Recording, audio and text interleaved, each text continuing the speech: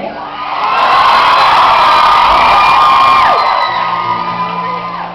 I've worked up quite the sweat. I'm bring it down. I'm bring it down a little bit.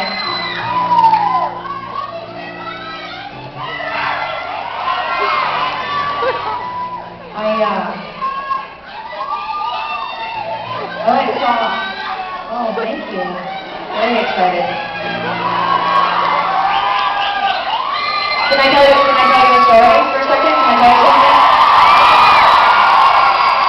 When Sarah and I were 15, there was a great radio station in the city where we grew up, and they gave away tickets to this arena concert once, and it was like this 3-month thing where you had to listen on the radio, and then they would announce where they were going to give the tickets away, and then you had to go there, and then they would give like 2 tickets to each person. And so even though it was like 12,000 tickets, we were hysterical because we were like, we will not get tickets. And my parents were like, they would hear, and then we would go and try to make it to a location to get tickets, and it would be during school hours. And so finally it was on a time where we were able to, it was at a time when we were able to go and get tickets, and my mom took like us and like 85 of our friends, stuffed us all into the 86 AeroStar van, and drove us down to the location where they were popular vehicle, apparently. Yeah. It was a good one. Anyway, so we all got tickets and we were so excited, and a couple weeks later we went to the show, and it was a bunch of Canadian bands, most of which are not playing any longer. And we were joking about it the other night that like all of them had like one song that we knew, but it did not matter because the amount of energy and work that went into getting the tickets meant that we were absolutely hysterical once we got there. And we didn't even have tickets in the bowl. We were like in the bleachers around the bowl. And when the first band came on, like it was like immediate. Like we were just at that age where it was like as soon as music started, you started to mosh, you know? And but we were like in bleachers, we were in seats, and so you can imagine the injuries that we got from this, you know. I can't even tell you, I lost count. I fell so many times. Like, I didn't just fall, like, you know, fall and then, like, I would fall and people would jump all over me, or I would, like, trip and fall downstairs. At one point, there was, like, a full-on, like, crowd surfing thing downstairs, and, like, I remember getting into the AeroStar van at the end of the night, and my mom just, like, taking one look at us and being like, what the fuck? And I used to wear, like, I would buy a pair of, like, vintage cords, you know, for, like, $3 at Value Village, and I would rip the entire seam all the way up to the crotch, and then I would put safety pins. So I like go up to the AeroStar van, and my hair, which was like super long, was like all tangled, and like my pants were completely ripped in half, you know. Yeah. But thank you, ladies. Thank you.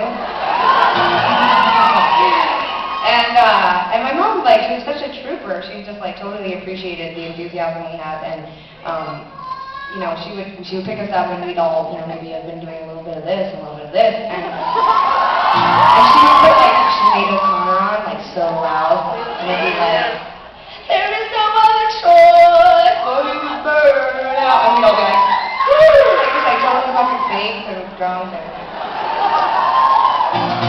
Anyway, yesterday we went out to the side of the venue. Some of you were there, and we said hi, and I was thinking afterwards about that, like, some of you have been sleeping out there, and yeah, you're mental, but it's cute, but I was thinking, like, fuck, like, we were just like that. I mean, my parents let us sleep in a parking lot once for tickets, and then okay, but just when my mom let us sleep in a parking lot, she slept there too. She slept in the van, in the 86 AeroStar van. And when people found out, like, at first we were really embarrassed, like, we didn't want anyone to know that our mom was in the van, and it was a cool van, like, it wasn't like a tinted window, like kidnap van or anything.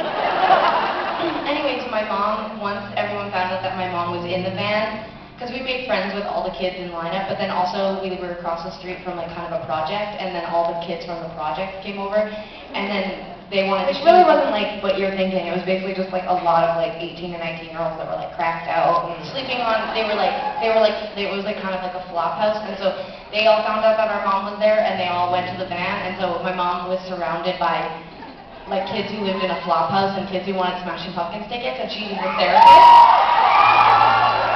My mom was a social worker / therapist, and so she started giving counseling, and all I remember was that kids were like admitting that they had just had an abortion, and kids were like, I'm on PCP, and my mom was like handing out numbers for crisis lines and stuff.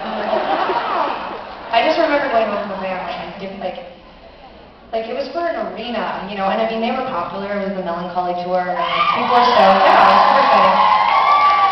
But I just remember kept going over to my mom's van and like getting like, I was so teenage angst, and I kept being like, what if we don't get tickets? And my mom was like, I mean, you're 8 in line.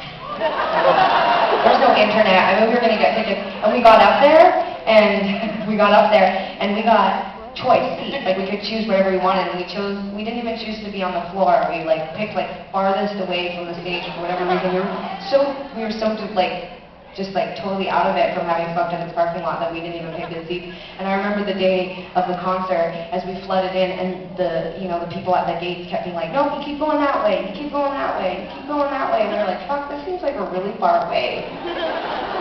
And we were. And when the concert finished, there was probably like 15 of us that went together, and we wouldn't get out of our seats. And like, I remember Sarah crying, and finally the people at the arena came over, and they were like, out now. And I just remember being so excited about that, and we just, loved them so much. So anyway, that was like a 15-minute story to just tell you that we really appreciate you guys being here and being so into music, because we were sort of the same. We're kind of mental. So, anyway, did you know that? Back to music. Well, there's someone in the room tonight who was at that concert. No, with us. I guess I didn't think of it. That's true. That's a good story because there's a witness. There was a witness. A participant. Yeah. Anyway, this next song is not about that. So. But maybe we should dedicate it. We should dedicate it. Okay, why don't you dedicate your songs when it comes to be your turn? You know what? Just because you said that, I'm going to dedicate it on behalf of Tegan. This is for Shannon. This is for you, Shannon. This is for Shannon.